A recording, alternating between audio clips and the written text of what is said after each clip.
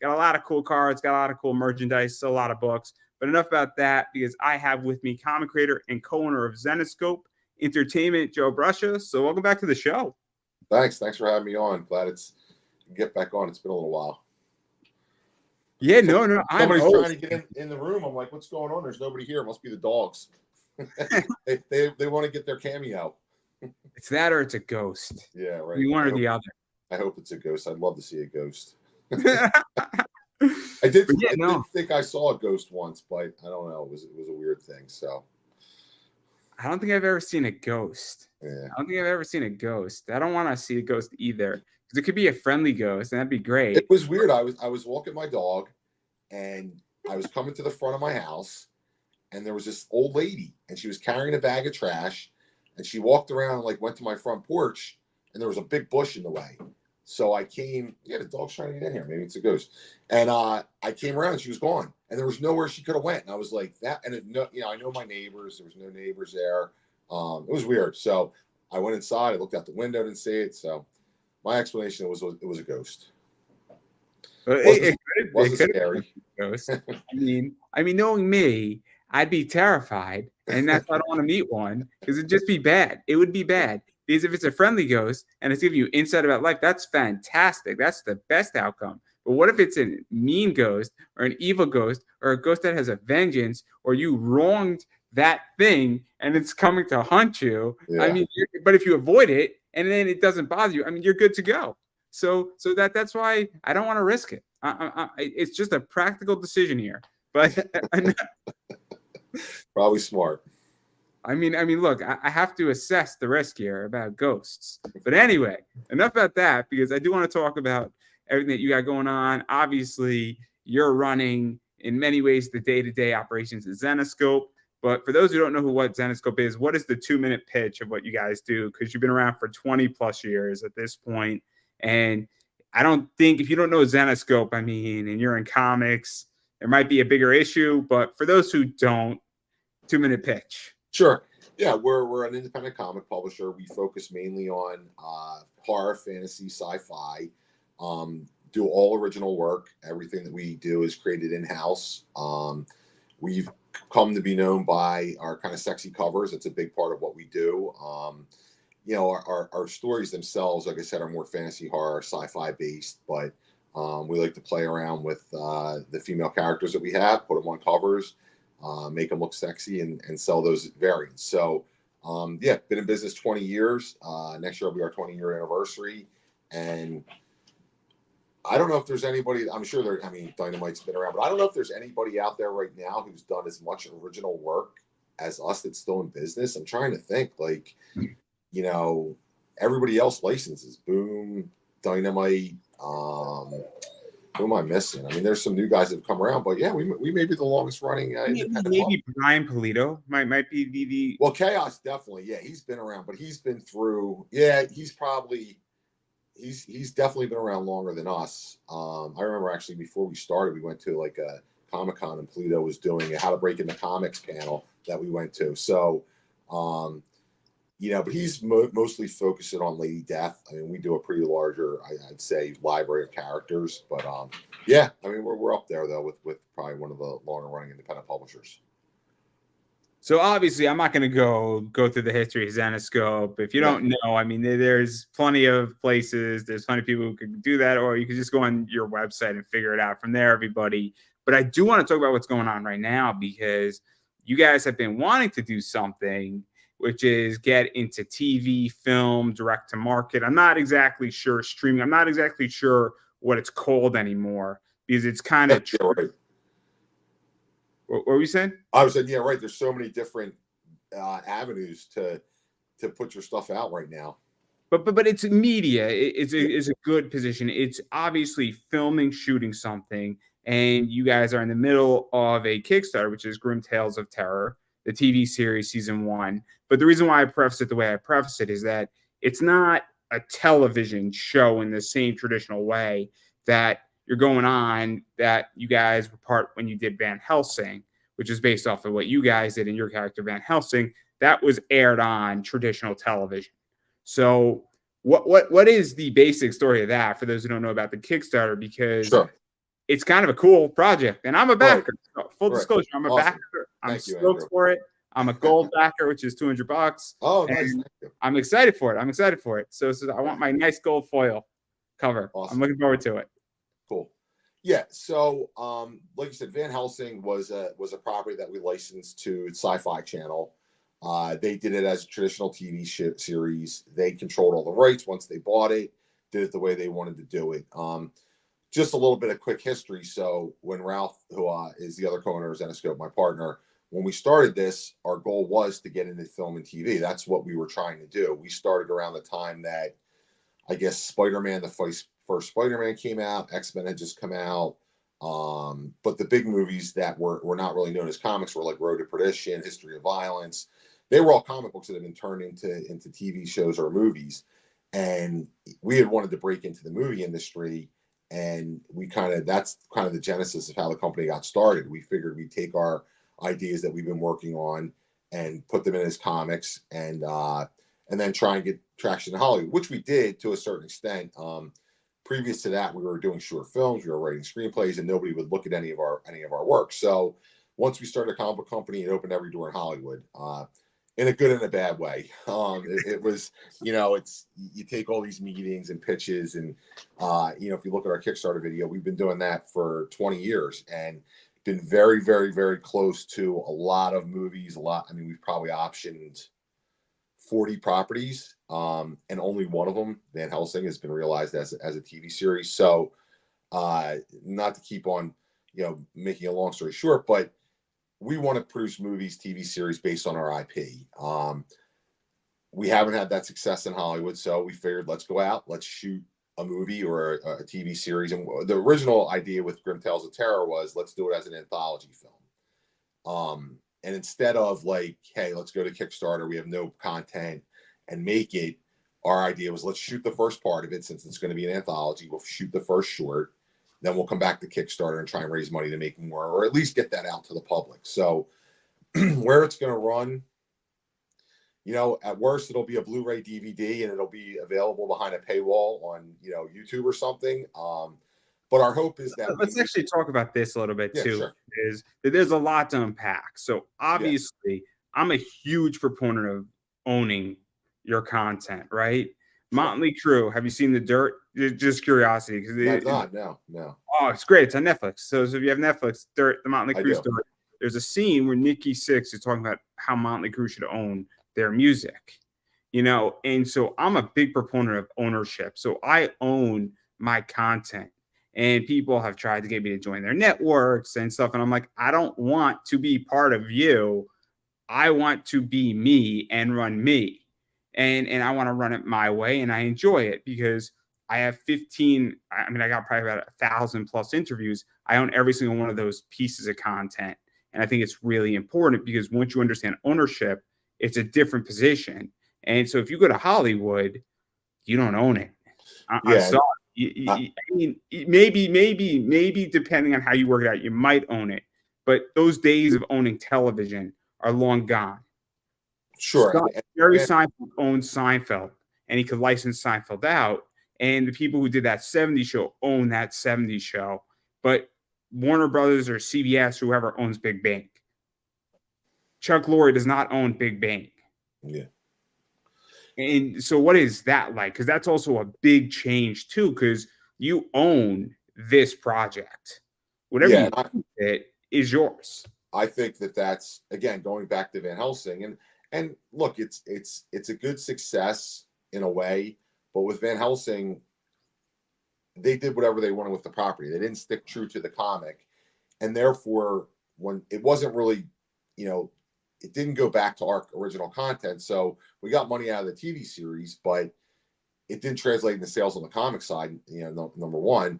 And, I just liked our Van Helsing character better than what they did with it. It's good and bad, but you really have no control whatsoever once you sell your property to Hollywood.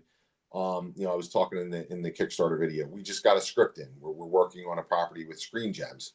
And the script is decent, but it's a departure from the comic in a way that I don't know that I love. And I wrote the comic, so I'm kind of like, like I want to do it this way. And look, I'm a stubborn idiot when it comes to some of this stuff, and I think that the way I do it is going to be better than what most people do, and I'm probably wrong.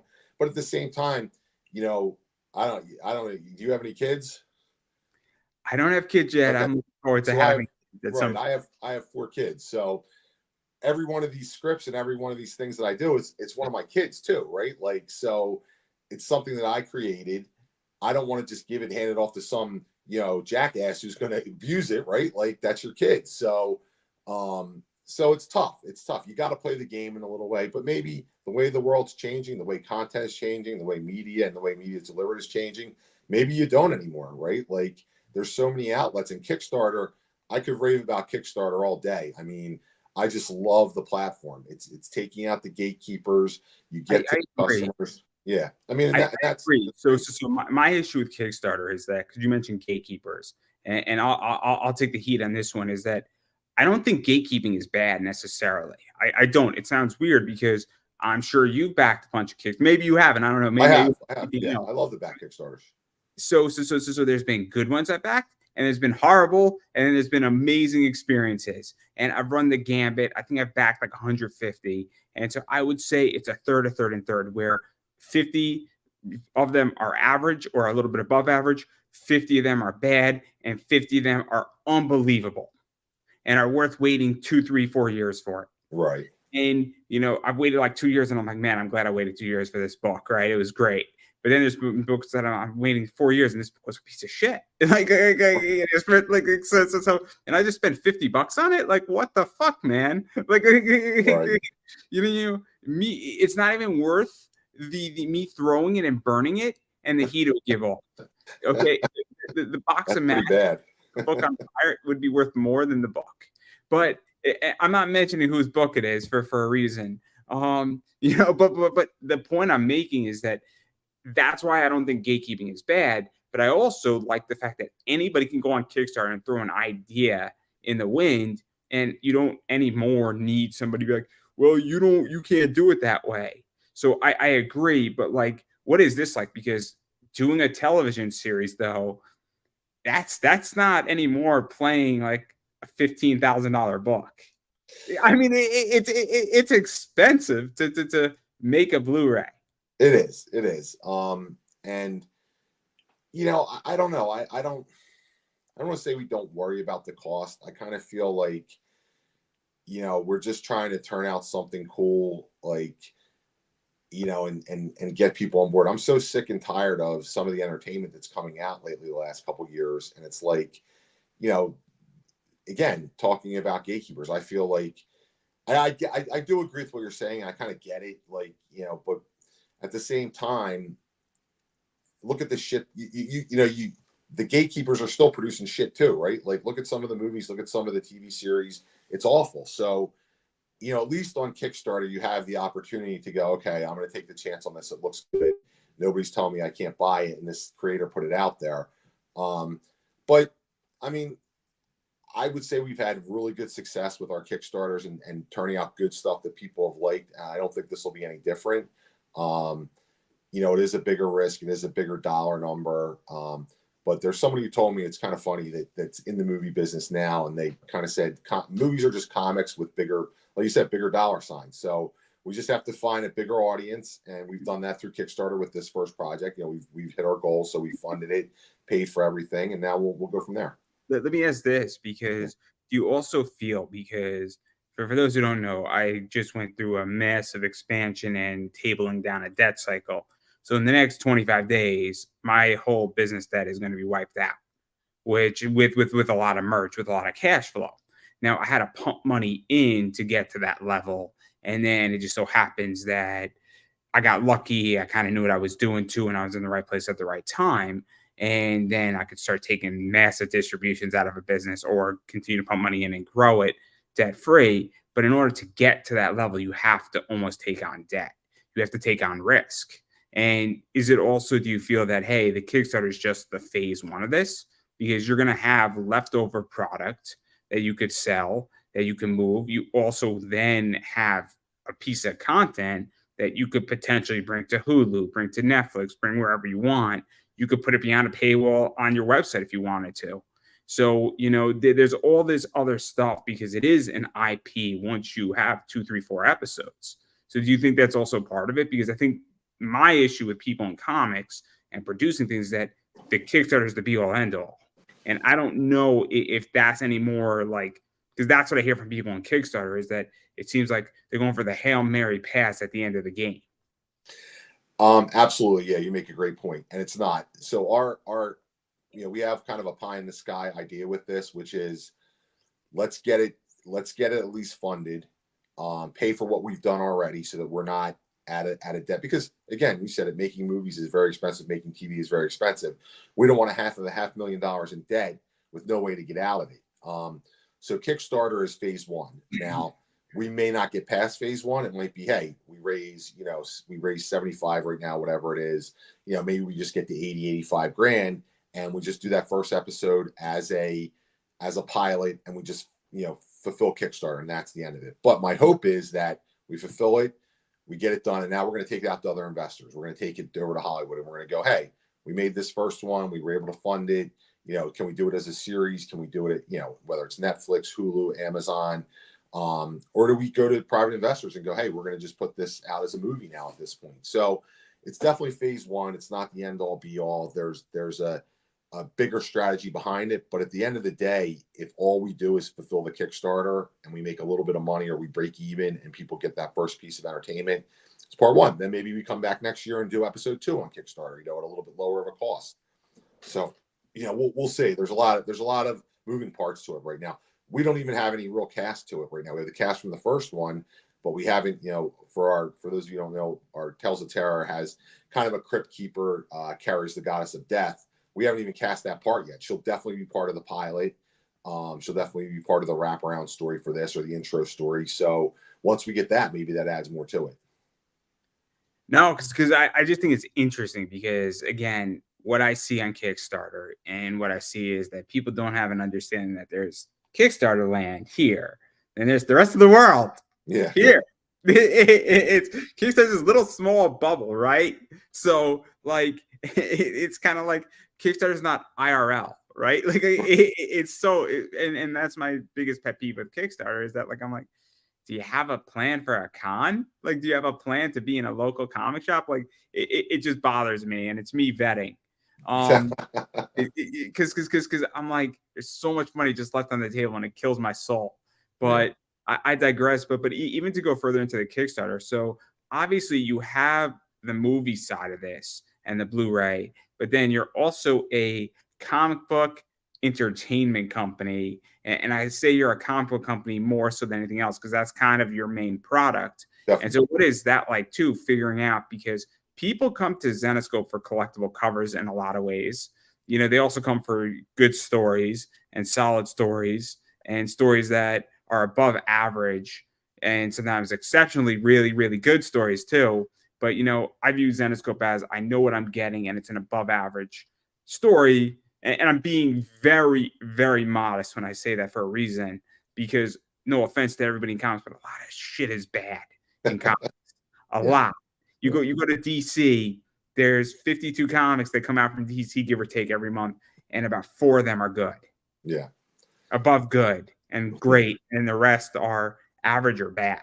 And so what is that like, figuring that balance out, though? Because it's hard to just sell me a Blu-ray. Yeah, sure. I mean, and that's a big part of the Kickstarter is including the books, that the foundation of them. And I hope that, my thing with all of this has always been, I love comics. I love good comics, like you're saying. It's funny. I just saw Deadpool and Wolverine, Sunday night, and it takes me back to those great comics from the 80s and 90s and some of the stuff that I just was unbelievably awesome. So I always look at it as, kind of the movies are a gateway to comics in a way, and a gateway to other entertainment too. It's all. I read novels, I watch TV, I read comics, and watch movies. So it's all very synergetic to me. And if you can, you can't watch, how many Deadpool and Wolverine movies are going to make? They made one, right? But there's probably 20 comics adjacent to that you can go read. Are they good? I don't know. You know what I mean? You have to find out. But there's a lot of stuff, same thing with any of these movies. So if you have an appetite for this type of product and you love pop culture and you love these kind of movies, well, you're only going to see one or two a year, but you can read comics all year long. So I think it's definitely kind of it feeds into that other stuff. And that's how we've always looked at it. Like, let's make this Tales of Terror series, and hopefully that turns everybody onto the comics. They can go and read all the books we've done in it. Because just on a reward level, I'm looking at this. I was gonna back it because I missed the animated series, and then I got my hands on one of those, and Okay. I didn't know there was a safe for work version of that. So and then let's just say my significant other, she was not happy watching the not safe for work, and then I found out later in the same DVD there's a safe for work, and I'm like, I didn't. I was glad I watched the not safe for work version, but that's not the point here. She was not happy with me for like a week. So that's your fault. It was hard to find. It was hard to find in the menu. But I missed that on Kickstarter. And then when I saw this, I'm like, I'm not going to miss the Blu-ray. But then I also looked at the whole thing with, I think there's a silver showcase, there's a gold showcase, and I'm presuming, and correct me if I'm wrong, that if only 100 of those sell, you're not printing 150 of them, right? Nope. Nope. It's just printed to whatever it is, or if they all sell out, that's in play. And so that's the other thing too, that obviously preserving value also is a big thing, because it is complicated right now in comics, because I know plenty of people who print a lot of books and then they're not valuable. Yeah, we've seen that. There's a glut of kind of variant cover companies out there right now who are doing the same thing that we do. And we've done for years. But I think you're right. I think they're overprinting. If you're telling me it's limited edition, it's 3,000 copies, is it really limited edition? It's a big limited edition, and depending on what the medium is, that could be. But for comics, it's kind of a big number. So, yeah, I think the collecting and that limited edition goes hand in hand with what we're doing. If you get the diamond or the gold or the silver variant ticket for this, you're going to get a very limited number of or a very limited collectible that goes with that hopefully down the road is more valuable than what you pay for it. That's what we always hope for with this stuff, that whether you want to sell it, whether you want to pass it down to your kids, whether you just want to hold on to it, it's a unique piece of memorabilia that hopefully is valuable in the future. No, because it's tricky. Comics right now are really tricky. And also it's tricky in figuring out value versus purchase pricing, because that's the other thing too that is so complicated. And obviously I run an eBay business selling cards, and it is so hard when you have limited 10s or limited 5s or even limited 50s. What is the value of that card? I pulled a parallel of Jalen Brunson, which is a limited 49. And I don't know what the value is, but there's 3 or 4 of them on eBay, and people are asking like $250 for them. And so it's like, I don't know if it's a $250 card. Now, I'm keeping mine for myself, but it's really important to understand that, well, there's only so many of these. And then there was only, based off of the parallel, and I don't know what the ratio is, but there was 2,700 of those cards at the base card printed, and parallels are based off of that ratio, essentially. Where I don't know, I can't do the math off the top of my head, but the point I'm making is that roughly there's 49 blue parallels out of about 2,800 cards, give or take. Right. So it's a low ratio number, but that's why it has value. But what is you guys seem to know what you're doing on figuring out purchase price and value and all that stuff, but it's so complicated because there's so many Kickstarters now, and it's so hard to get a customer, because right now I can go on Kickstarter and I can find legitimately 20 awesome products and awesome comic covers. And I don't back everybody's book. I rarely back people's books anymore. Right. Yeah, I think we're in a weird place right now with Kickstarter, because like you're saying, there's so much competition. But I've seen this before. We've seen this every couple years. I feel like it wasn't through Kickstarter, but at the cons, every couple years there's people who are cashing in on this variant business, cashing on the collectability business. And from what I've seen, their books really aren't sustainable. I don't want to, I think it's going to depend on what blows up and what doesn't, right? And as a buyer, you're taking a look and going, does this have sustainability? If I buy, Company X is limited to 100 variant, and they're going to do one book and not be around anymore because it's one guy doing it and he doesn't have the sustainability. That book's never going to be worth anything, unless somebody finds it, makes a movie out of it someday. But it's definitely tricky. I don't know. Do we price stuff too high sometimes? Maybe. Do we price it too low sometimes? Maybe. Over the years, what I've seen is people can flip our stuff and make money off it. A year or two out, 6 months out, depending on what the book is. And as long as it's going up in value and we have a limited edition, I think we'll be okay. So, but it's definitely, I can't say there's an exact science to it. It's definitely. No. I mean, right now I'm having a hard time moving comics. I'm having a genuine hard time moving comics on eBay, and I mean I have some stuff that's great, but I also and I'll throw this right out to you guys. So those custom silver showcases, Yeah, I know in a few years those books are worth money. They're just not in today, but I don't really care because a Paul Green custom silver showcase, it's going to be $150 book. At some point, or if somebody offers me 125 tomorrow, I'm going to take it and run because it was a $50 book when I bought it. So I know that it's a valuable book because I know that there's not a lot of those printed. There can't be more than 50 of those out there. Because they were all less. Yeah. I'm thinking, there's not many. I should have bought. I think it was War Turtle or Squirtle. I should have bought the Squirtle. I bought the Senku Manaki Pikachu's because it's Pikachu. I figured Pikachu was going to beat Squirtle. Right. He's an electric type, so it makes sense. No, I couldn't help it. It's Pokemon joke. I couldn't help it, but I figured Pikachu is a little bit more desirable than Squirtle. Nothing against Squirtle, but nobody knows Pikachu. But again, that book's going to be $150 to $200 because there can't be more than 50. There's probably, as you said, less, but they're not moving because the people who want to buy them and are making me offers want to buy them for $30 off of me. Right. Yeah.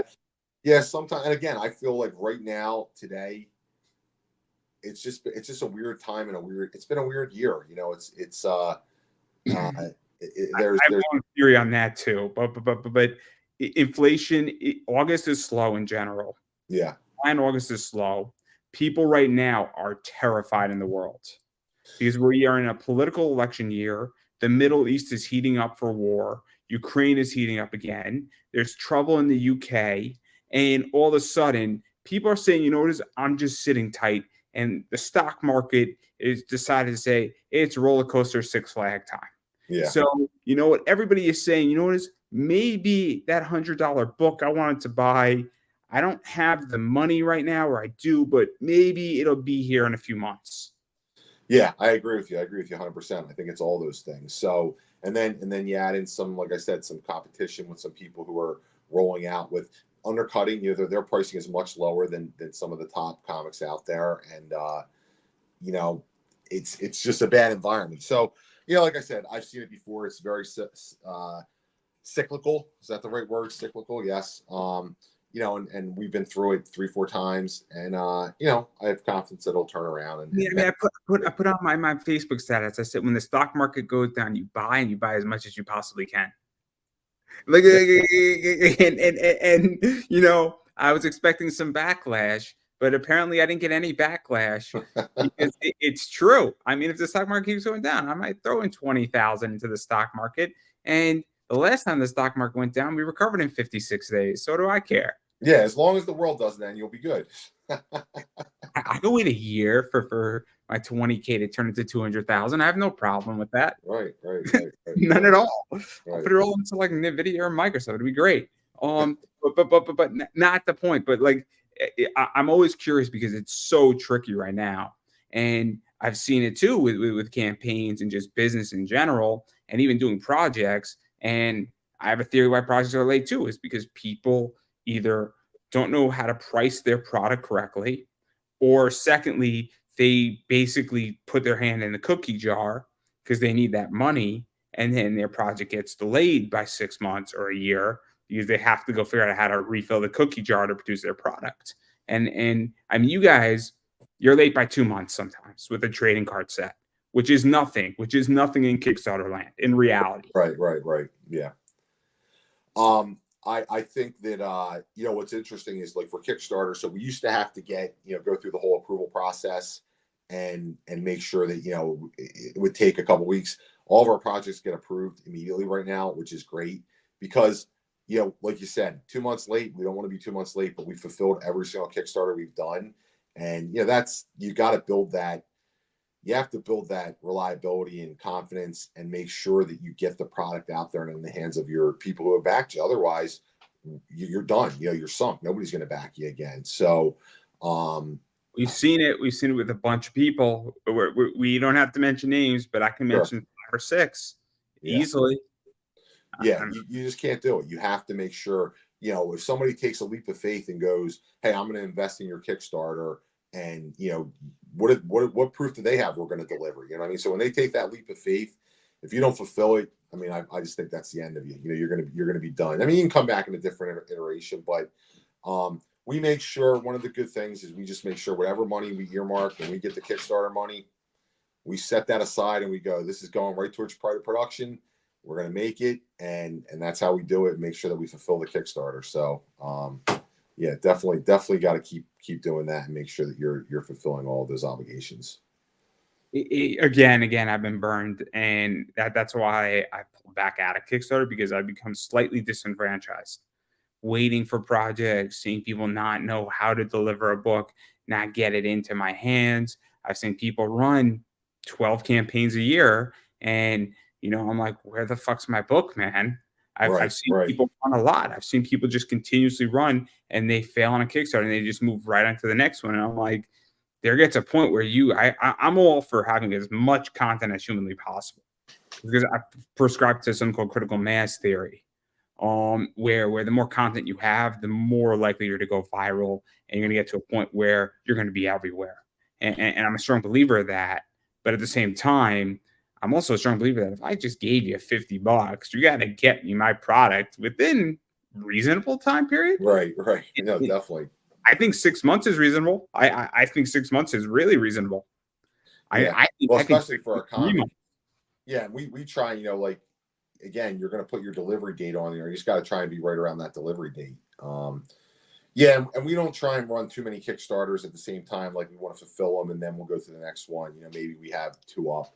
Right now we're only running the one. We're doing a backer kit thing as well, but that was kind of they wanted to jump into the comic book world and do a comic book thing, and they awarded us one of the spots. So that went well. I mean, we raised, I think, like 25, 26 grand for a graphic novel. So, hopefully we're hitting a new audience.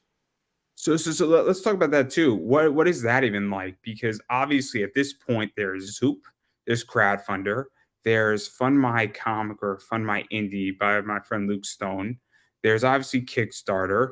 And then I've noticed a bunch of people just basically build ClickFunnels and crowdfund on ClickFunnels essentially. Which is, or you could do Kajabi or whatever else you want to do, which is just a funnel, because that's all Kickstarter is. It's a clean funnel that because you have an entry point and then you have 20 exits. It's fantastic. But what is that like, even figuring out when to run a campaign, when not to, because you don't want to kill your backer, right? There's a saying where you could milk your cow and get milk every day, or you could kill your cow and you bought the cow for 100, you kill the cow, you pull out $200, but you don't have your cow anymore. Yeah. It's definitely delicate. We've got some pushback from customers that we're doing a lot of Kickstarters. Is this going to be events? Because you're more than welcome to vent. I won't censor you. No, I mean, I won't censor you at all. I don't know if it's a vent. I mean, I think that the issue that I have is, so the traditional distribution outlets just suck. Don't say. You don't say. Yeah, I mean, and we make more money on doing a graphic novel through Kickstarter than we do putting it through Diamond and through distribution and through the retail outlets. Well, sorry. I had one person complain that we're just doing it to make money. Of course we're doing it to make money. That's what a business is supposed to do. What do you think? But we do it to make money, to pay our employees, to keep putting out good content. And my vent was going to be, when I write up my Angry Man blog, or when I do it, is, look, there's a lot of businesses out there where the owners are running around in Rolls Royces, living in mansions. The comic book business ain't that. You know what I mean? We do it.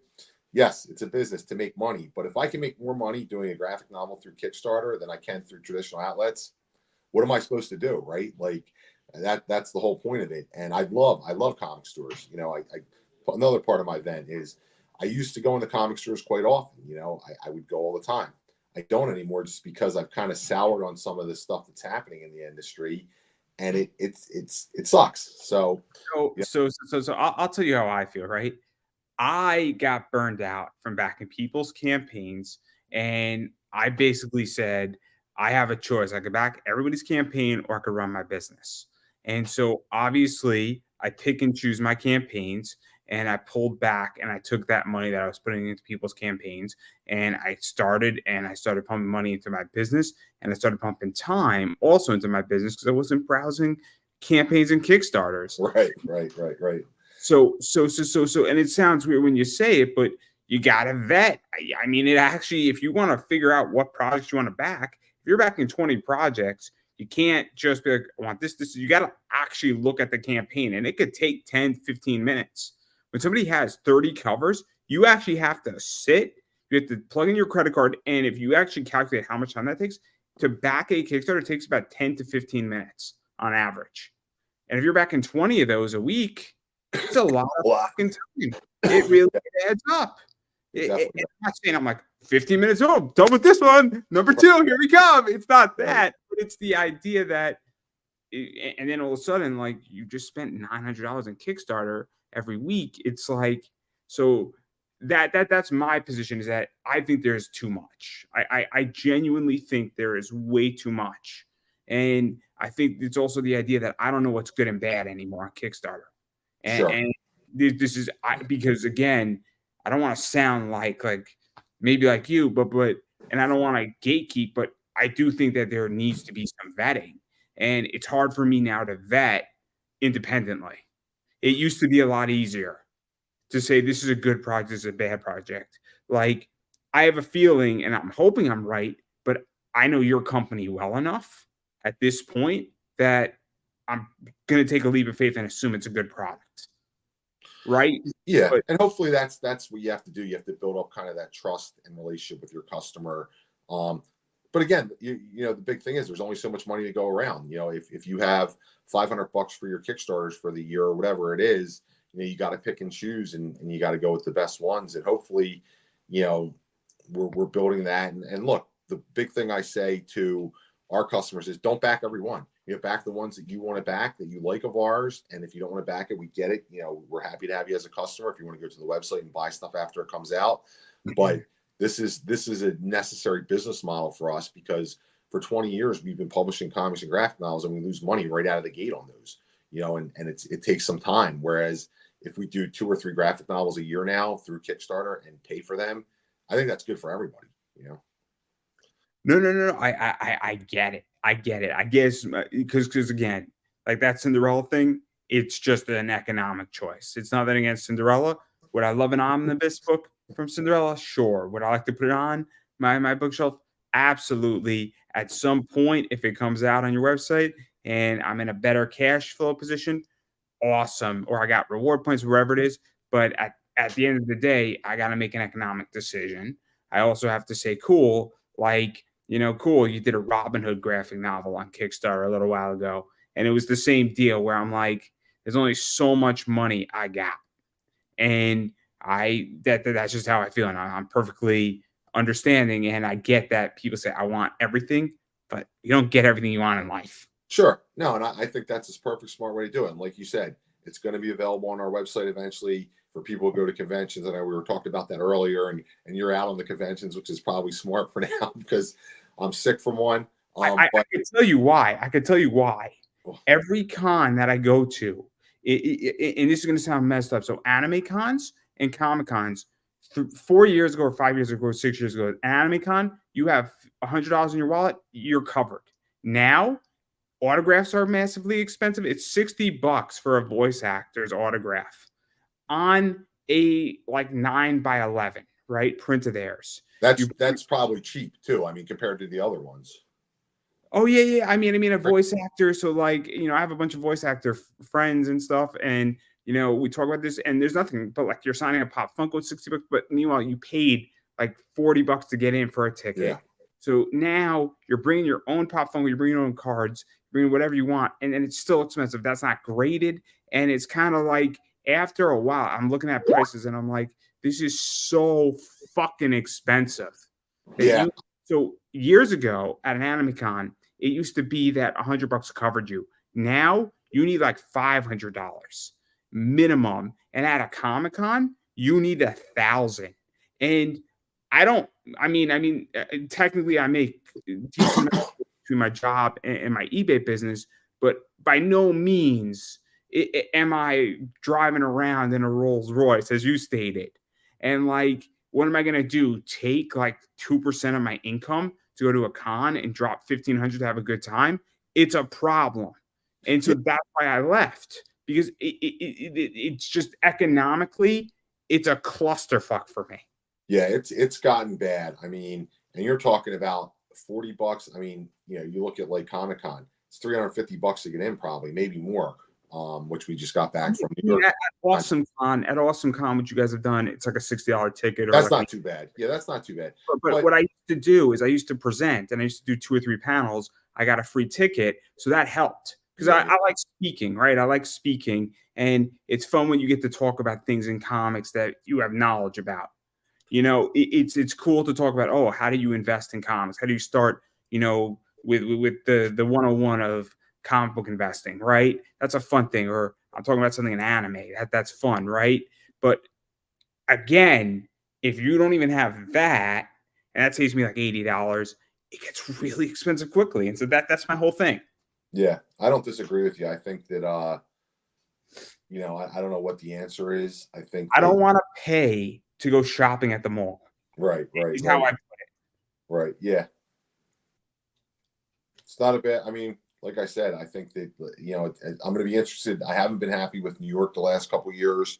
I don't know if we talked before between now and then, but I'll vent a little bit again about that. Is the other thing is you're paying to go to the mall, and you walk in and the first thing you see is you want to see comic books and cards and anime, and the first thing you see is Foot Locker. Like, Foot Locker took over our booth at New York Comic Con. They moved us to the back and put Foot Locker up front, and I'm like, what is this? Like, this is ridiculous. And they've got Geico on the floor and DoorDash and people. I would think if I'm a customer, a paying customer. Well. New York is at least smart because they have Progressive, the My Little Ponies, who hold your place in line so you can go to the bathroom.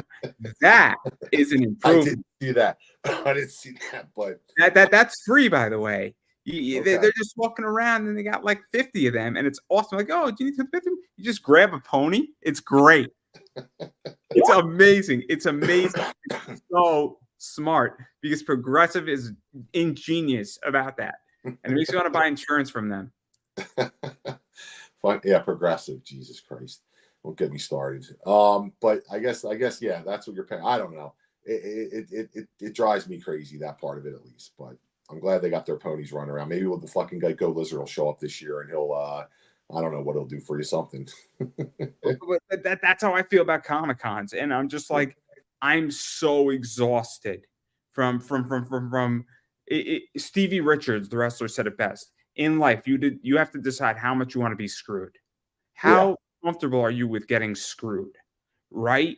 And I'm just at a point where I'm like, if I'm not presenting, and that I don't get a free ticket, and that it's not in my neighborhood. So I lived in DC, right? So Awesome Con was a home con for me, where Right. it cost me $12 to take the metro. It didn't even cost me $12. It cost me like $4 to get to Right. Awesome Con on the metro. I had to stay in my apartment, and I was presenting. So that's legitly like $500 that it didn't cost me to go to Awesome Con. Yeah, because parking would have set you back $50. What'd you say? Parking would have set you back 50. You probably would have parked. So I would have just parked in the hotel. That would have been like $100. Yeah. But the hotel was like 2 blocks away from the convention center. So but again, it's such. But like if I was to go to New York, actually, that's true. I'll go for the day. But it would cost me like $50-$60 for parking. Oh in yeah. New York Comic Con, easy. So like this is my issue, and that's why I don't do cons anymore, because I could take that money and do something else. Like Fanatic Fest or Fanatic Fest is happening in like 2 weeks, and I looked at the tickets and it's $50 to get in, and you look at the autograph list and how expensive that shit is. Oh my fucking god! I'm like, it's brutal. It is brutal. How I expensive. can't blame you. Yeah, I can't blame you. I wanted to go. I wanted to go, and I was thinking about it. I'm like, I'm gonna get, just to put it nicely, I'm gonna get raked over coals on just being destroyed on an economic level. Like it is brutal. Like Pete Alonso, I'm a New York Mets fan. Don't ask. But his autograph on a card that's not his rookie card is $200. On a rookie card, it's like 300. Yeah, yeah. I was gonna go and get a Nick Foles card signed. Same thing, 250. 250. I have a Nick Foles rookie card, 250, and I'm like, I'd be buying it for myself. So I almost did it, and then I was just like, that's a lot of money. So, and if you want to get 3 or 4, like now, like you said, you're talking $1,000. And then you got to get it graded. I mean, it's such just, and I'm not saying it's not worth it. I'm just saying that I don't want to spend the money. And this is how I feel about cons, is that I walk in and it's just, it's drained, and I'm methodical. So I showed this. I got this one I signed at Awesome Con. So that I had $1,000, and my $1,000 was all cash, and it was all handled, and I didn't overspend. But I know plenty of people who go to a con and then they're in line at the ATM machine. Yep. And I see it, and I know it, and then it's just I could go on for hours. And I haven't been back to a con in 5 years, and I'm so much happier. Yeah. Well, like I said, it's a shame that they're pushing people out, but it is what it is. We don't do as many as we used to. I'm hoping next year we do a couple more, but it's just, on our side, the economics are crazy too, because, to do one of these shows, it's, I can't even, if I told you how much we spent on San Diego, your head would probably explode. I mean, I could take a guess. It's a lot. So I could take a guess, and I'm sure it's anywhere from 3 to 5. It's 30 to 5, 30 to 50, easy. Yeah, you're definitely on the low end, but it's not. It's in that. Because I've gone through this on an economic realm with people, where you go to a con, it's your table, your hotel, your food, okay, driving, flying, right? So far. Now, I don't know exactly how you deal with your employees precisely, if their salary or their wage, but that's neither here nor there. So shipping, you got to ship everything in. You got to pay the handlers. I'm getting there. Shipping. If it's union, you got to deal with the union. Yes. Okay. If it's non-union, thank the fuck God, right? Yes. Okay. Yeah. Like, isn't New York union? New York Comic Con Center? Yes. It's union, right? Yeah. So you got to deal with that. And then on top of that, what people forget is that you still got to buy and handle your product. Yep. Right? So you still got to deal with that. And then I don't know what else I'm missing. I mean, hotels. If I didn't mention hotels. Yeah. I mean, it's a lot. And then sometimes your employees are difficult. No, I'm joking. That was too easy. We've been pretty lucky. We did have one person one time literally show up at the show. It was a Detroit show, and Detroit has a lot of celebrities. They met a celebrity in the bar, got so drunk that they couldn't even stand, and had to go to the hospital, and that was the end of their career at Zenoscope. So some people have fly off the handle. They can't handle the some people can't handle the con scene. But for the most part, we've been lucky with our employees at cons. I've been drunk where I couldn't stand at certain events, but it was definitely not at a con. It was at my friend's wedding, and it was because his brother got me completely messed up, and then it was his brother's responsibility to get me to the after party, and he did, thank God. But it was a great night. I had a great time. But not the point. I don't drink at cons. Smart. Because there's a million reasons why. and I just know way too many horror stories. But again, I have an idea how expensive San Diego is, and they don't want me at these cons. I tried, like, I wanted to present at New York Comic Con, and like every time I try to do it, they just don't want me. And I'm like, you know what? I don't want to sit at your table anymore. Yeah, yeah. That's how I feel. I'm kind of done, and I'm disenfranchised. I hear you. I can't blame you. So that's how I feel. But I digress about all that, because it is what it is. But I don't know what else I could break down here. But obviously you got the case that are going on. But I want to even dive further outward. Obviously, you got a bunch of other stuff going on with Zenoscope too that I want to touch upon. So obviously, you're doing monthly comics. You're doing a lot of one shots, I think. Still, you obviously are doing a lot of trading card stuff. So that's always fun. I Yeah, I like love the trading trading cards cards. because that's my wheelhouse. Yep, Um, yep. I made some money on that. Good. I have a complete Back in Wonderland set. Nice, nice. The 12 of Christmas. Oh, nice, nice, nice, nice. I, Yeah, a couple people. So you have the one that has the board, the picture on the back, right? It's got the whole full. the Last Supper. Yeah, Is on the it the Last back. Yeah, Supper? yeah. Oh, that's cool. Yeah, we had some people buy them at San Diego Comic Con, and they were looking, and they got a couple of those backs. I'm like, now you got to go fulfill the whole set. Well, people could buy them for me. I got a bunch of extras. Good, No, I'm reasonably priced. I'm reasonably priced on those. good, good. I'm selling them for like $9 to $10 a pop. Oh, nice. Okay, cool. Yeah, it's not too bad. Yeah, the cards. I'm sure we'll do another set next year of something. Oh, we're gonna do the catch 'em ones, the Pokemon cosplay ones. We'll do those eventually. But they've been great. It's good to branch out and other things. The one thing we're hoping, it's not going to come out this year, unfortunately, but next year we'll do an RPG. So that'll be cool. That's just, we've been trying to do that for like 2 years, and it's just slow going. But we'll do one of those next year. What else are we branching into? I mean, hopefully this Kickstarter gets us going to where my hope is that next year we can make an actual movie. And we've got a couple, options in terms of low budget movies we want to make. Again, tied back to the comics. I mean, you also did the new trading card stuff. Yeah, That was yeah, good. That was good. yeah. I mean, we have so many images, 20 years. Jesus, I don't know how many even. I got to figure it out, because at one point, our publisher, Dave Franchini, was like, we have to do a special cover when we hit cover number 5,000. And I'm like, probably already hit that, man. I don't know. So we got to figure out. We got to go back through the archives and find out how many images we've done. But I think there'll be some big changes year 20 or 20th anniversary. Not big, but just to the content that we're doing. We're thinking about this. Because I mean, you already made some big changes. I mean, you shift around the Zen box a little bit. Yeah.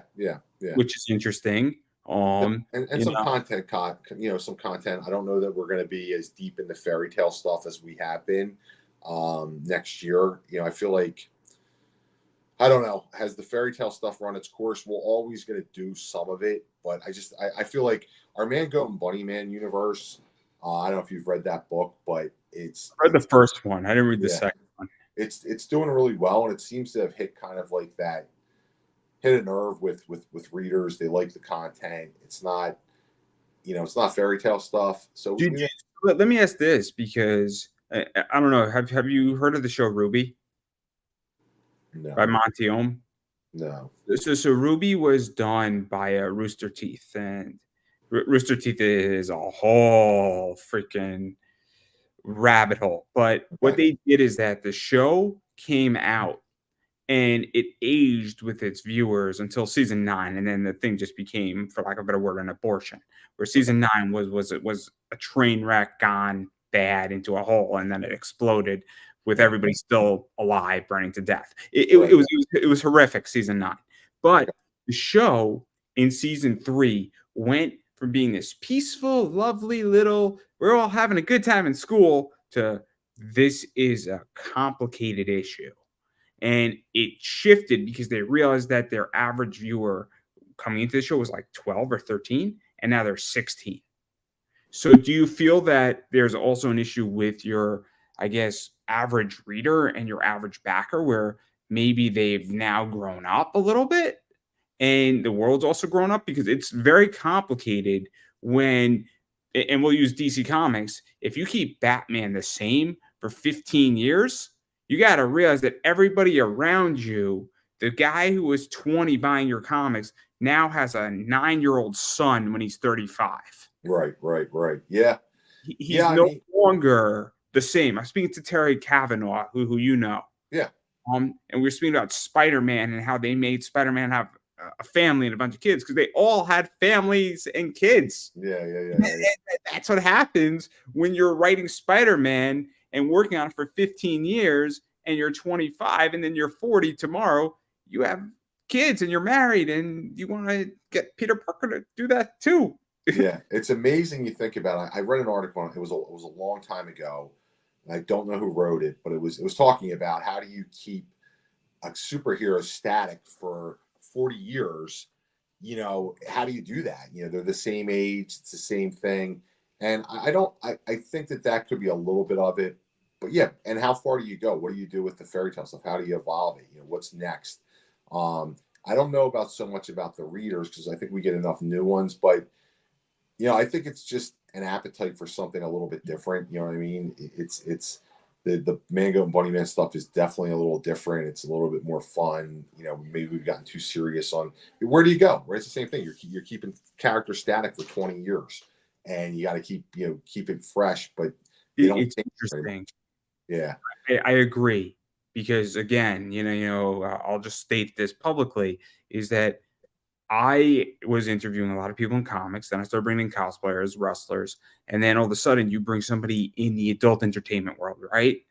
It throws a monkey wrench into what you're doing. And all of a sudden, you do an interview like that and it does 1,600 views.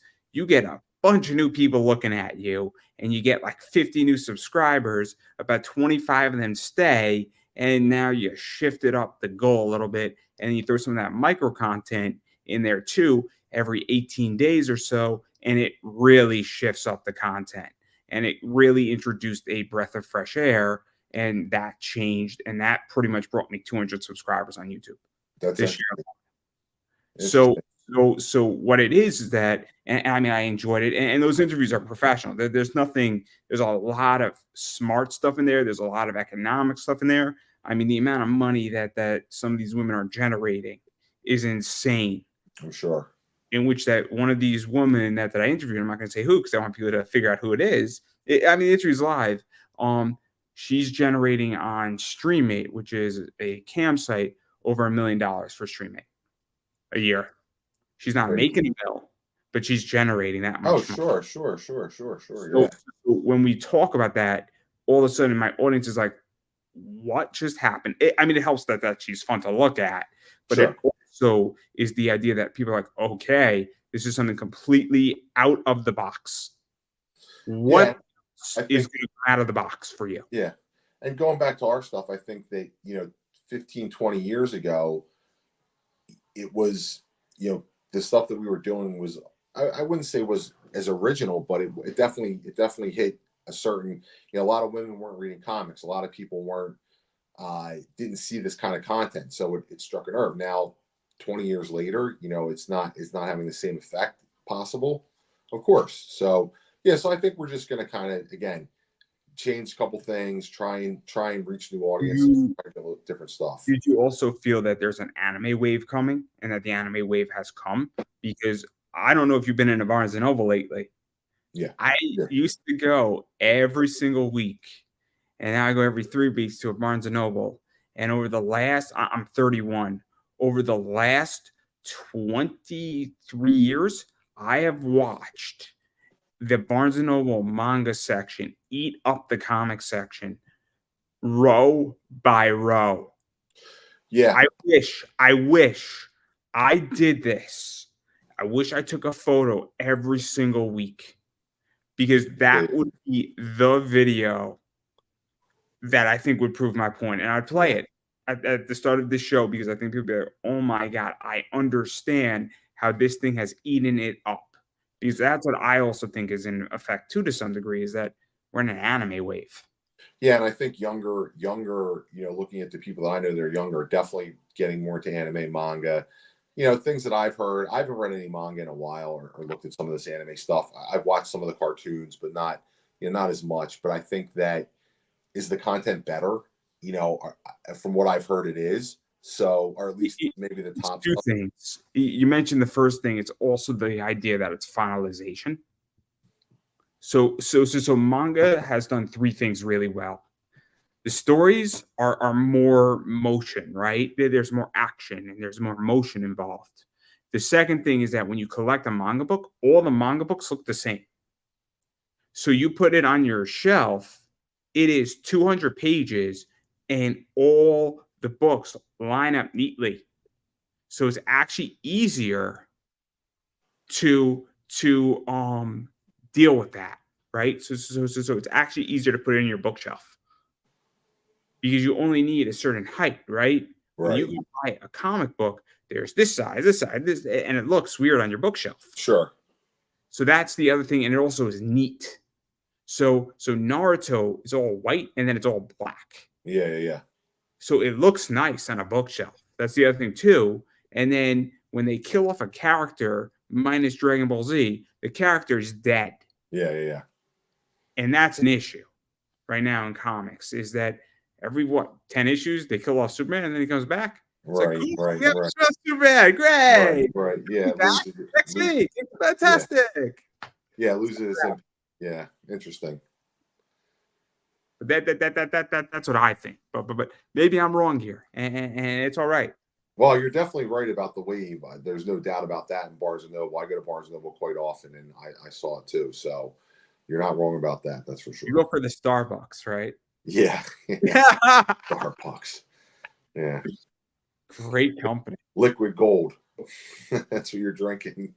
I mean, I always get one, but I don't know. I like. That's what I used to do. That's Yeah. what I used to do every Saturday. It's like I Yeah. was with my parents. I'm like 13, and I would pick up a manga book or a magazine or a comic, graphic novel. I eat my coffee, and then I go buy the book, and I'm happy.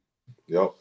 It's how I built a huge manga collection that my parents are not thrilled with. That's in their basement. So that's the problem. They're like, why do we have so many books? I'm like, this is like 25 years of collecting. I mean, it doesn't just happen. I mean, it's terrible. It's just terrible. But I'm not interested in selling any of my manga books because they're mine. Um, oh my god, my kids are gonna be like, "What was my dad reading when he was like 10? How Right. the heck Right. was he reading this? Like, how did his parents allow him to buy this? Like, what the fuck?" This is terrible. No 10-year-old should have been reading this. Yeah. There's some definitely crazy shit in there. The ones that I've read. Oh my god, just Berserk. Like, I'm 11 years old and I'm reading Berserk. Oh my god, what a messed up kid I was. I mean, and my parents were none the wiser. It was great, but Yeah. but for somebody who technically sort of was technically diagnosed with a reading disability, which turned out to not be true. I have a writing disability. Manga actually taught me how to read. So did Pokemon, but that's not the point here. There's other things that taught me how to do other things, but not the point. I did that okay. Yeah. Right. I don't want anybody to call up like child services on me and like, Yeah. I'm 31. It's all right, everybody. Yeah. I want to make that crystal clear, but I don't disagree. I mean, you probably know it better than I do, but I do want to back out all this, and I am curious where you think comics are going because obviously a lot of shit has happened in comics lately. Kickstarter's being difficult with certain people about nudity, Stripe is being difficult, Shopify is being difficult, eBay's been difficult with me. The reason why I don't like nude books or even topless books is that eBay puts me in a 7-day timeout, which costs me anywhere from $1,200 to $2,400 in a week. Right. Right. Right. Which is Right. a lot of money for my business. So I like your topless books. I just don't want to sell them Yeah. because Yeah. they will beat the shit out of me for it. Yeah. And it sucks. It sucks because it is what it is. It's not your book isn't the problem. eBay is the problem. And then Boom just sold themselves. Yes. And Scout for those who don't know, Scout sold the stake to a holding company. Oh, I didn't know that. Yeah. And Distillery just raised another 5.2 million. Okay. Yeah, I don't know. I don't know where comics are going. It's a great question. I often think about this. I think the big two. I've said this. I probably said this last time I was on the show. I think that there's a big problem with the big two. Like you said, DC puts out 52 comics a month. Only four of them are good. I No, no, think no. I was being facetious. There's about 8 I that are. know, I know, I know, I know. But it's why is Marvel it? has about 10 right now. Yeah, but we know that Marvel and DC aren't making money off their comics, or don't need to make the money off their comics, but they're still got a stranglehold on the business. And I think it hurts. It hurts independent comic stores. I don't know where the state of that business is. I'm going to ask you a question because I'm Yeah, curious about this. Do you think DC makes money off of their comic books, or they don't need to? Because I don't think they're making money. I don't think they're losing no, money. I no, they're I definitely think not making money. I think they're making money though on comics in a different way. I think it's those 3,000 variants that a place like Comic Man or KRS is doing, or all these stores are doing, all these conglomerates are all getting involved in and sharing. That's where I think DC is making their money. I I don't think know how many of those are out there. I know that's not there's a probably bunch. There's a bunch. sustainable. Yeah, I would think that's not sustainable. I don't know that my thing is always, you know, I don't know because that's where I think it's going. Is that I think when DC does like Batman 1,000, right? They legitly did like 4 times around the alphabet, and everybody had to buy 3,000 of those books. So when DC every 3 or 4 years does a major event, they're raking in probably like 30 to 50 mil easy on these variants, which is sick. It's sick.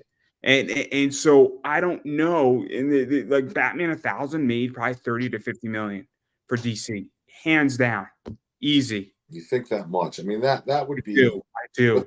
but then think of what, I think on the whole, I just don't think that they're looking at the numbers. When they do a book that sells 10,000 copies, they're getting destroyed. They lose a ton of money on that book. There's just no way they can make any money on But it. but I mean, you probably One know book, my opinion on this though, right? I think DC and Marvel and slash Disney slash Warner Bros. Discovery, because those are their parent companies, are the smartest companies in the world. I I yeah, think I think, and people give me shit for this all the time, and you're all wrong. I'm telling everybody they're wrong because they left a failing business model, which is comics, not necessarily on a story level, but on a very difficult level, making money in comics sure. to go pursue video games and to go pursue movies. The latest, and just to give an idea, Microsoft bought Activision for 70 billion. Sure.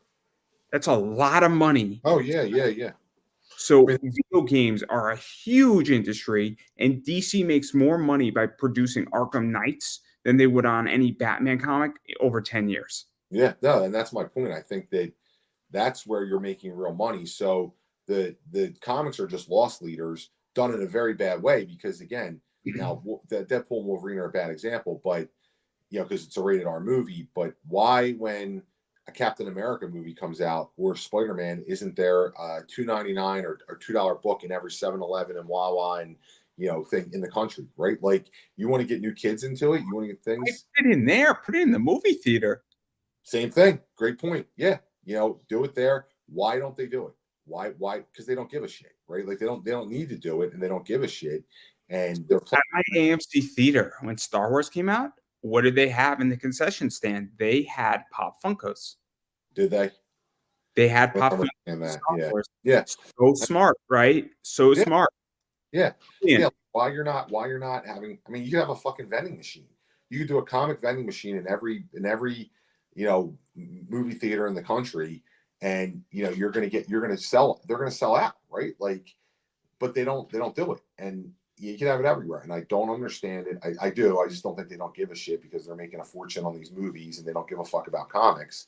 Um, and that's what worries me about the industry because if you're not bringing in younger readers, our average reader is probably over the age of 35. You know what I mean? Like that's most of them. Why do you think comic shops had to go and bring in Pop Funkos, trading cards, and trading card games, not even sport Yeah, cards, yeah, trading card games like One Piece or Pokemon or Magic the Gathering? Like sure. I go to a comic shop maybe once every quarter, and they have a big room that's just a gaming room, and they have Yep, Friday night draft night Magic the Gathering for like $20. You get yep, a piece of pizza and you're drafting Magic the Gathering. Now, I haven't played Magic the Gathering in forever because I'm a 31-year-old man who would prefer to have a beer on his Friday night to nurse a sore knee. But not the point here. You know, and I'd rather watch Chicago PD, to be honest, on my iPad than SmackDown. We know my priorities while having a beer or having half a bottle of Jack, but not the point. This is what happens when you get old, everybody. I'm sorry. But I don't disagree. I don't disagree. I mean, I'm lost out of comic shops too. Yeah, so I don't know. I don't know what's I know. I think they'll always be there. Obviously, digital is a big thing. I don't really read digitally. Comics. I don't read a lot digitally, but I guess hopefully we're turning some fans or younger fans to at least the digital comics, so they're into the I read a medium. lot of your stuff digitally. Yeah, I have a yeah, Comixology subscription, and I read a lot of Zenescope on Comixology because I don't know exactly the back end of that, but I read a lot of manga digitally too because I don't have space and sure, it's cheap, right? sure. Between me reading Shonen Jump, which gives me so much manga, and Comixology, it's $8 a month. Yeah, It's legitly cheaper than my Starbucks coffee on Saturday. right, right. And I Yeah, could have so there's that I part of the can business. Yeah, I mean, I think people are going that way. I mean, hopefully, I don't have a problem with it. I like it, but we'll see. I mean, I keep saying the and same if thing. I like your book, right?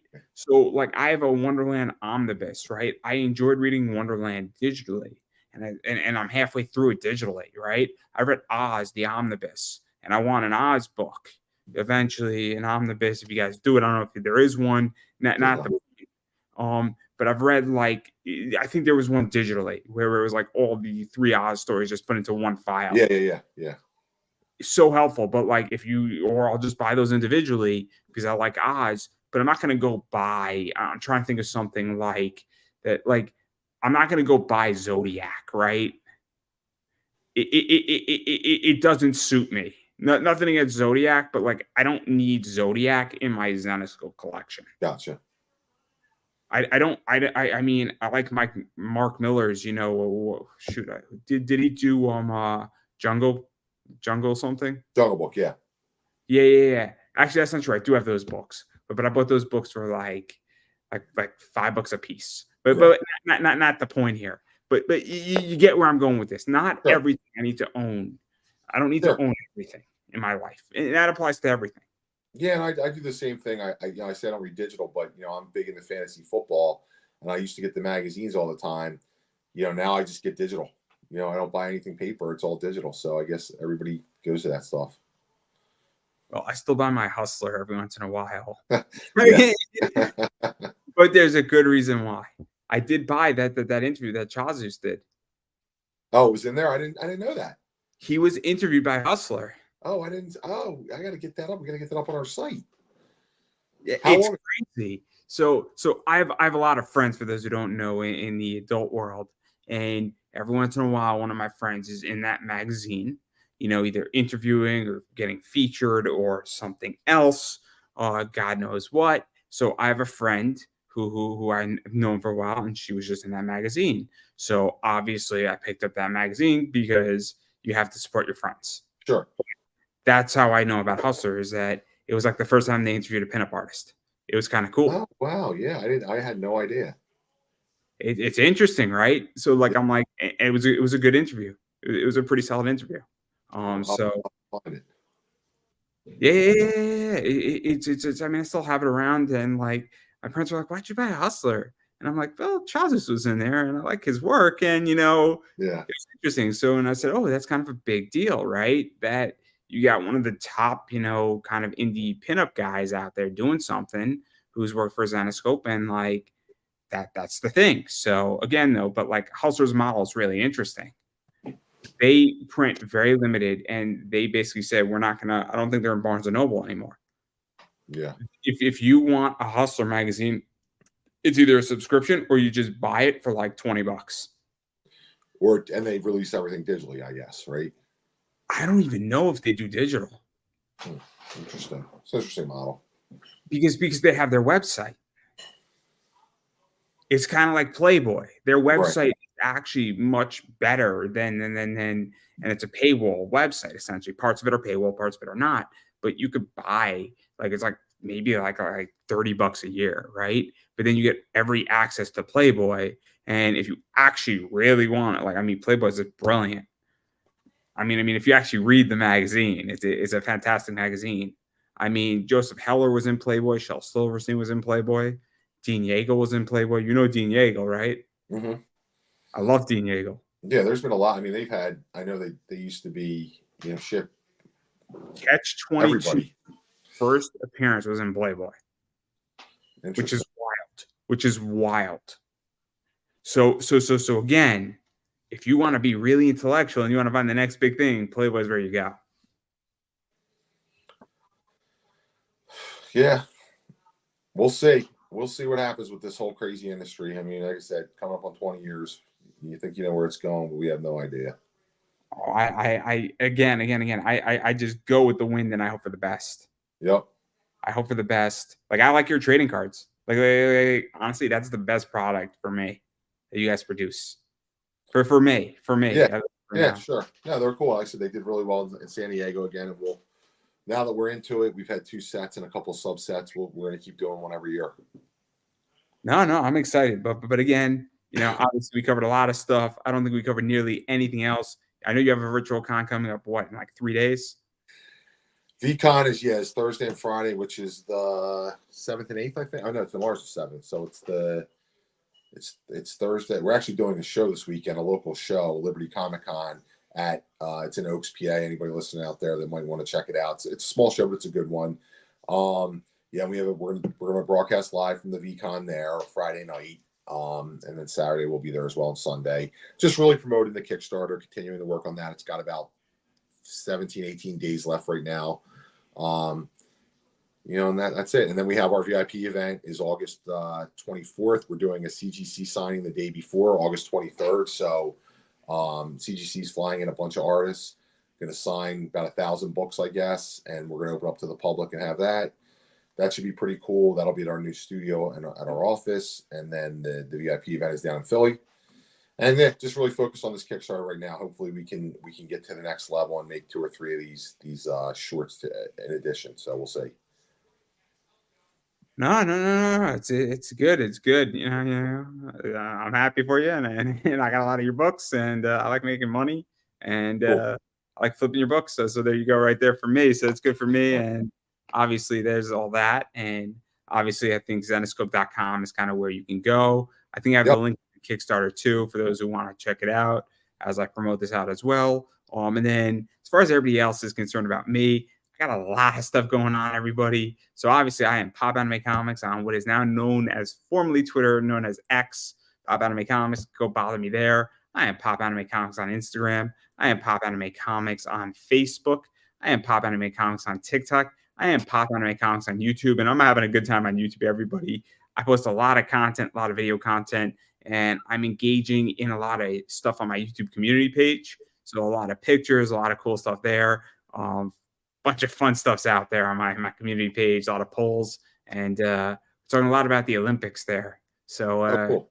you could vote, you could polls. You don't know what's going to come out. I got some fun stuff. I got some meme Pokemon cards all the time now coming out there. You never know who's going to be in there. So it's a good time. It's a good time, and every once in a while we get a troll in there too, which is always a good time too. So but again, a lot of fun stuff, and let's just say the next 4 months is going to be a lot of fun stuff coming out, and you never know what's going on my show. You never know who's going to come on my show, and I got some surprises coming in the next few months. So that's everything that I got going on there. And then on top of that, I do have an eBay store. So look for Compton Collectibles. Come shop with us on eBay. I am Pop Anime Comics Collectibles on the eBay. That is Pop Anime Comics Collectibles, and I sell a lot of books.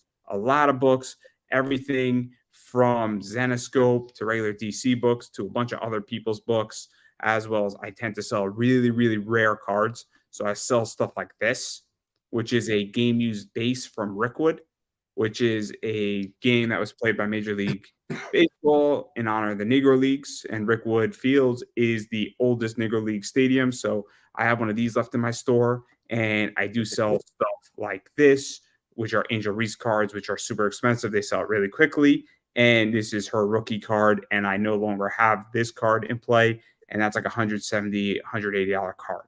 So I sell a lot of stuff like that. And so you name it, I sell it. And then people are telling me with these cards that they just can't see it. So they're telling me they can't see him. It's very upsetting. And then I don't know why they can't see him. And then I say, I can't see it either. But in 2026, nobody's going to be able to see it either. Because it's a farewell tour. So there you go, everybody. But yeah, no, seriously, all jokes aside, if you're looking for something on eBay and comics or cards, either I have it, you could ask me, and if I don't have it, chances are I do know somebody who does. And I'm more than happy to point you in the right direction. So that's something that I got going on, and I'm going to give you the final word. Thanks a lot for having me on again, Andrew. Always a great time. Anybody out there looking for some new entertainment, little horror that's, like just to entertain you, check out this Kickstarter.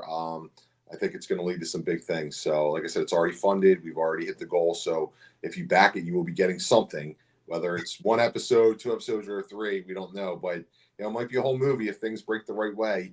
But again, thanks for having me. Really appreciate it. And you can check out our stuff on Zenoscope.com, like Andrew said. I don't think I could have said any better myself. That is a wrap.